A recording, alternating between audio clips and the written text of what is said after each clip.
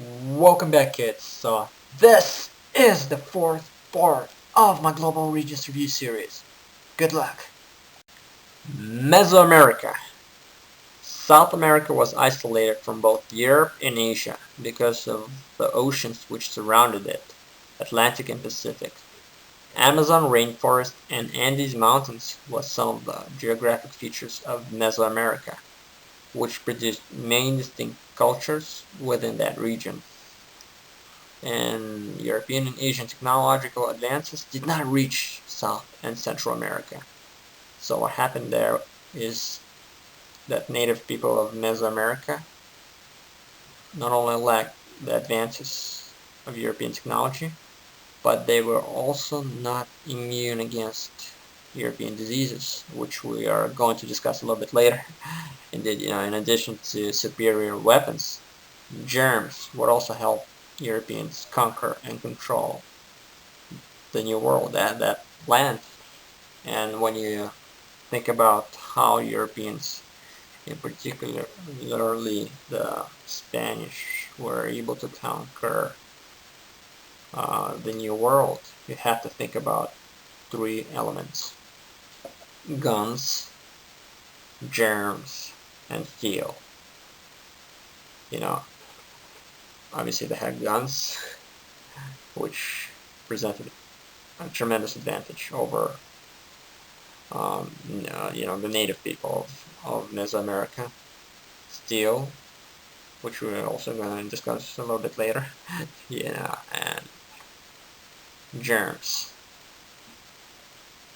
also helped Europeans conquer the New World, and germs actually acted in a way like a biological weapon because native people were not immune to that. They were dying out from European germs. And so that that helped Europeans conquer that land. Mayan Civilization. Geography. Mayan civilization was located in the modern country of Mexico on the Yucatan Peninsula. And most of their land was actually flat and tropical, which is perfect for farming. Because think about it. If you could farm, you could feed a lot of people, and you could build a civilization. It's one of the elements of building a civilization, which is what the Mayans did. And one of the main achievements was the 364-day solar calendar. They also built large pyramids, and these pyramids were built as temples of worship to the sun god, and they were also used for human sacrifices. And a very important achievement for Mayans was a system of writing, which was based on pictographs. And their system of writing was actually very, very similar to Egyptian hieroglyphics. Alright, so let's take a look. Mayan civilization. As you guys may remember, you have to know geography for the regions. So what you're looking at here is the Mayan civilization, the map of the Mayan civilization. And as you know, it was located primarily in the Yucatan Peninsula, and as you guys know, peninsula is a body of land which is surrounded by water on three sides. So it's right there. And there we go. We're ready to move on. Aztec Empire. Very important topic. Almost always shows up in the regions. So you guys gotta know it. So the Aztec Empire was located in southern and central Mexico in a very mountainous terrain. So when you think about mountains in southern and central Mexico, think Aztec Empire.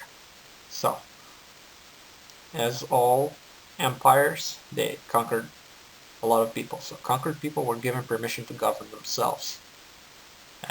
But they had to pay a tax known as tribute to the Aztec Emperor. What Aztecs also did is they sacrificed enemy soldiers on top of their pyramids, and this was done to instill fear into enemies.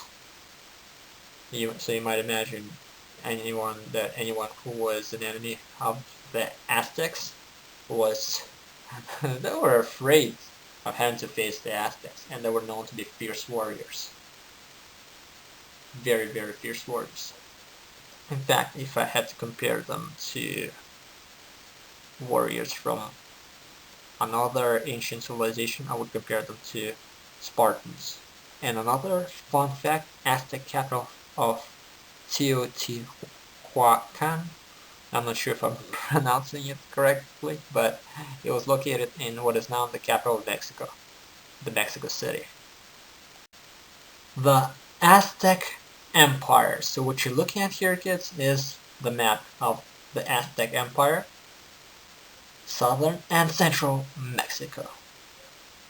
And as you know, you have to know just a little bit about geography for the regions. You have to know the basics. And this map gives you an idea of where the Aztec Empire was located. The Inca Empire. You know, when I was young, I read a story about El Dorado, the city of gold. It was a legend, and it's based partly, I believe, on the Inca Empire. Well, location of the Inca Empire: west coast of South America and Andes Mountains. So west coast of South America and Andes Mountains. That's what you gotta be thinking about when you think of the Inca Empire.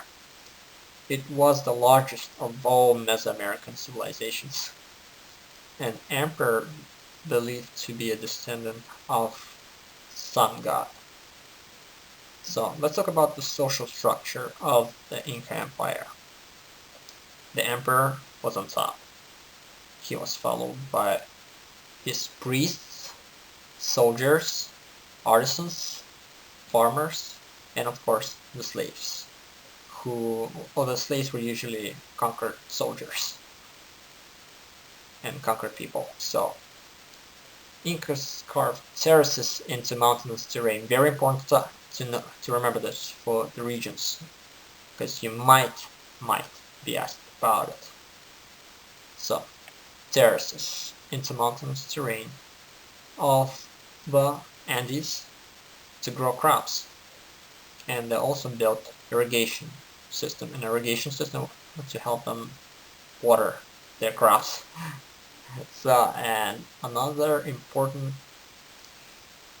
thing that you guys gotta know for the regions is that Incas built a large network of roads in order to improve trade within the empire. So as we can see, the Inca Empire was very, very, very advanced, and that's why the reason they were so advanced was because they were able to grow that many crops using terraces, and because of their large network of roads, not to mention a highly advanced social structure, a really advanced Mesoamerican civilization. The Inca Empire, and as you guys can see, it was located along the west coast of South America. You gotta memorize those things, because geography is part of the global regions in geography exam. Alright, let's move on. Columbian exchange, very important topic, always shows up in the regions, in one way or another. So in the 1400s, Europeans began exploring the west coast of Africa in their search for a direct water route to India. Why? Trade and profit. Indian spices were expensive and in high demand among wealthy Europeans. And what happened was, in 1492, Christopher Columbus, while searching for a direct water route to India, he discovered Americas for Spain and kick-started the age of exploration for Europe. So let's talk about the Columbian exchange. So from the old world, when you think about the old world, it wasn't just Europe. You also have to think about Africa and Asia. So, from the old world to the new world. Some examples of products which were brought over to the new world, which were basically North and South America: wheat, bananas, sugar, rice, horses, cows, chickens, pigs, and also these things have changed the new world in many ways. And another thing that you gotta know is that Europeans brought various diseases with them. Some examples are smallpox and measles. And native people of the New World did not have immunity to those diseases. And many people of the New World died from those diseases, unfortunately. But that's what happened. So now let's examine some of the products which were brought over from the New World to the Old World. So, corn, potatoes. Potatoes were very important, and they actually helped revolutionize the diet of European farmers. Why? Well, potatoes are easy to grow and relatively inexpensive. So prior to that, European peasants were not eating that well. Potatoes really helped revolutionize the diet of European farmers and basically lower classes of Europe. When we eventually gonna get towards to the topic of the Irish potato famine, you're going to learn about the fact that without potatoes, many people in Ireland, in the 19th century, many people in Ireland died of hunger because they were that dependent on potatoes. Alright, so pumpkins, turkeys, tomatoes, tobacco, very important product, tobacco, pineapples, and among others. So there was a back and forth exchange. Spain! Finally got to it! I couldn't wait to get to this topic because of how important it is for the regions. So, Spain. Spain was able to conquer both Aztec and Inca empires in 1521 and 1533. How? Guns. Superior weapons. Spanish had guns. That was a huge advantage. But it wasn't the only advantage that the Spanish had over the natives. Body armor, which protected them against arrows and spears. And germs, which were kind of used like a biological weapon by the Spanish, because they killed many people in the New World who were not immune to European diseases. So what happened was that Europeans developed immunity to some of their diseases. But this was not the case about the native people of the New World. So we can assume that germs gave the Spanish a tremendous advantage. In addition to that, smart diplomatic tactics. What the Spanish did was they made alliances with native people who were conquered by Aztecs and Incas. So those native people who had to pay taxes, tribute, to Aztecs, they didn't like the Aztecs, and some of those native people didn't like the Incas either. So those people helped Spanish in their fight against these empires, and because without those people, Spanish would not have been able to conquer those empires that easily. Now, despite all those advantages, Spain did have some disadvantages. Well, for once, Aztecs and Incas knew their terrain. They knew their land. Aztecs and Incas had more soldiers, had more people. And Aztecs and Incas had greater food supplies. But advantages to just obviously outweigh the disadvantages, which is why Spain won. As simple as that.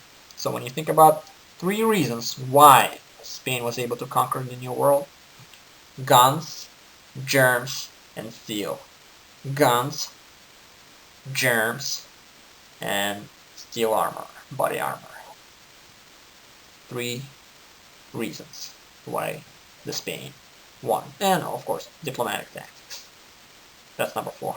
But alright, so let's move on. Conquistadores. There are 2 main conquistadores whom you must know for the Regents. Conquistadores were Spanish conquerors from Spain. So the first one is Hernando Cortés, conqueror of the Aztecs. So in 1519, his expedition conquered the Aztec Empire in a very, very, very brutal war. Aztec capital, Tenochtitlan, I'm not sure if I'm pronouncing, but okay, was destroyed. Cortés' goal in his campaign was not only about wealth and gold, which were, huge motivating factors. He wanted to spread Christianity in the New World. He genuinely believed it was his mission to spread Christianity among non-believers in the New World. So another person whom you gotta know for the Regents is Francisco Pizarro, conqueror of the Incas. In 1532, his expedition captured the Incan Emperor Atahualpa. Okay, so without a leader, Incan Empire was easily conquered by Pizarro. Great amounts of Incan gold were shipped back to Spain. And this is where I personally think the legend of El Dorado came from. I could be wrong, but that was one of the reasons why I was so interested in the Inca Empire when I was young, because of that legend of El Dorado. Okay, so let's move on. How did Spain govern its empire? So, let's take a look. Religion played a very important role because by converting native people to Catholicism, Spanish priests preached to them that they must be obedient to their Spanish rulers. Religion served as a unifying factor. It told the native people that they must be obedient. Next one is viceroys. They were political leaders appointed by the Spanish monarch to govern newly conquered territories. So you might think of them as governors. And the encomienda system. That term almost always shows up in the Regents. I've seen it a lot. It was a form of slavery. It allowed Spanish settlers to use natives as slaves in exchange for loyalty to Spain. So guess who was in charge of all important social positions in the New World? That's right, the Spanish. The Spanish Europeans. Alright, so let's move on. The Kingdom of Ghana. So, we finally got to West Africa. So, the Kingdom of Ghana was founded in the year 1750, and it developed in a region between Senegal and Niger rivers. So, when you think about Ghana, think about fierce warriors, because they were fierce warriors. They used swords and spears to conquer neighboring people. They had very advanced technology for the time, and they controlled West Africa's main trade routes. And that gave them a lot of money. So think about it. Ghana made a lot of money by taxing all trade routes, in particular the salt and gold. which were passing through their region. Their wealth gave them an ability to raise a large army. And when you think about the social structure of the Kingdom of Ghana, is something that you got to think about, is that they used officials and nobles to govern their provinces. So the King of Ghana used officials and nobles to govern his provinces, who had to pay a tax to the central government. And the last thing that you gotta know about the Kingdom of Ghana is that they used captives as slaves. So a system of slavery did exist in West Africa, but those slaves were from neighboring tribes. They were captives. Ghana did not use their own people as slaves. Okay. The Kingdom of Mali. Their important center of learning and trade was the city of Timbuktu, which was located on the Niger River. Many students from Europe, Asia, and Africa came to study in that city, so it was a center of learning. The study of Quran, which, as you remember, is the holy book in Islam, gave literacy to many West African students. Another person who does show up in the Regents is Ibn Battuta. He was an Arab traveler who was impressed with this kingdom, the government, and the respect for the law and wealth. And he actually, what he did was he recorded it all in his journals, which was very important, because this gave us an ability to see what it was like to live there at that time. So you might be asking, what is the last important African kingdom that you gotta know about? And it is the Kingdom of Songhai. So in 1464, Sultan Suni Ali Bear captured Timbuktu and created that kingdom. So one of the things that you guys gotta know about that kingdom is that it made a lot of money through trade across the Sahara Desert. So they traded with both Europe and Asia. And Timbuktu remained an important city, and it became a center of the Muslim scholarship. So let's talk about the decline of this kingdom. In 1591, the ruler of Morocco invaded West Africa. So what happened was Moroccans had gunpowder, and Songhai had arrows and spears. And who do you think is gonna win? That's right, Morocco won. For obvious reasons, they had superior weapons. And the fall of Songhai ended the era of great West African kingdoms. The Ottoman Empire, it existed from 1453 all the way to 1918. So in 1453, a nomadic group of people from Central Asia captured the capital of the Byzantine Empire, known as Constantinople. And it's located, well, if you see that term on the Regents, you gotta know its location. It's located in the modern day Istanbul, in the country of Turkey. So they emerged as rulers of Islamic world during the 13th century. So what they did is they prevented Europeans from trading with Asia, and what it did is, well, in my opinion, I think that what it did is it actually motivated Europeans to find that direct trade route to Asia. So it was one of the factors that motivated Europeans to do it. So they had a sultan. That was their governmental structure. They had a sultan who was like a king, and he ruled over the empire with absolute authority. But, despite all that, they were very tolerant. Muslims, Jews, and Christians all lived peacefully with their own leaders and communities. They even collected their own taxes. So actually what happened in 1492, Spain actually expelled the Jews from Spain, and one of the places where these Jews went to was the Ottoman Empire, because it was very tolerant towards other religions.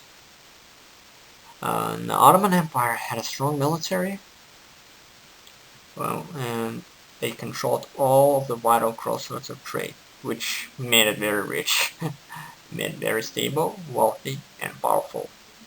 So those are the basic facts that you guys gotta know about the Ottoman Empire, which was located in modern-day Turkey. Okay, alright, let's move on. Final tips for the regions. So let's say you get that question on a regions and you're stuck. You don't know how to answer it. So what are you gonna do? You gotta use the process of elimination for those tricky multiple choice questions. You gotta use the process of elimination. You gotta eliminate the answers that you know are wrong, and that's gonna improve your chance of getting the right answer.